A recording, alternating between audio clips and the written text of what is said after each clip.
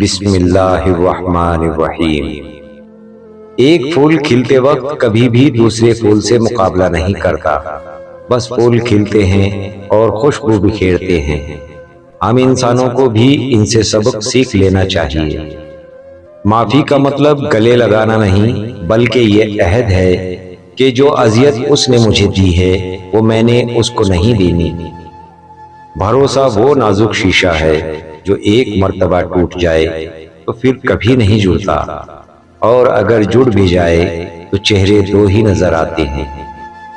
انسان سیکھنے پر آئے تو دوسروں کی غلطیوں سے سیکھ لیتا ہے، اور نہ سیکھنا چاہے تو خود ہزار غلطیاں کرنے کے بعد بھی نہیں سیکھتا۔ ہر بار قصور تربیت کا نہیں ہوتا، بعض اوقات کچھ رنگ صحبتوں کے بھی چڑھ جاتے ہیں۔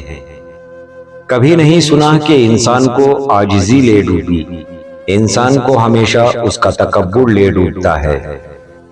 کوئی بھی شخص الفاظ کا چناؤ اپنے ظرف کے مطابق کرتا ہے، جیسا ظرف ویسے الفاظ، اور ظرف دو چیزوں کا پتہ دیتا ہے، تربیت کا اور نسب کا۔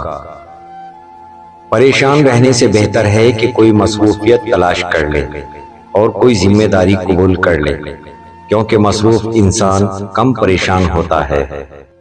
تمہیں کسی بری عادت سے واسطہ پڑ جائے تو اس کو اچھی عادت میں تبدیل کرنے کی کوشش کرو، اور جب تمہیں کوئی کچھ دینا چاہے تو پہلے اللہ کا شکر ادا کرو، پھر چیز دینے والے کا شکر۔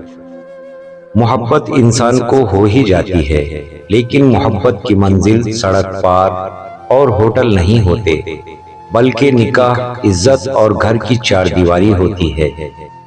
جھک کر سلام کرنے میں کوئی حرج نہیں، مگر سر اتنا بھی نہ جھکاؤ کہ دستار گر پڑے۔ اگر کوئی اپنا ہمیں بھول جائے تو کیا کیا جائے؟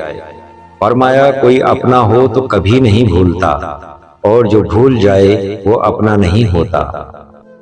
تین ایسے کام جو ہر کسی کے دل میں آپ کی قدر بڑھا سکتے ہیں: سلام کرنا، کسی کو جگہ دینا، اور کسی کو اس کے اصلی نام سے پکارنا۔ زندگی میں سب سے زیادہ افسوس کا مقام وہی ہوتا ہے جب آپ کی اچھائی اور خلوص کو بھی مطلب سمجھا جائے۔ بڑی عجیب یہ مجبوریاں سماج کی ہیں، منافقوں سے تعلق نبھانا پڑتا ہے۔ زندگی میں کوئی بھی ملاقات فضول نہیں ہوتی۔ ہر انسان جسے آپ ملتے ہیں وہ یا تو آپ کی آزمائش ہوتا ہے، یا سزا ہوتا ہے، یا پھر آسمانی تحفہ ہوتا ہے۔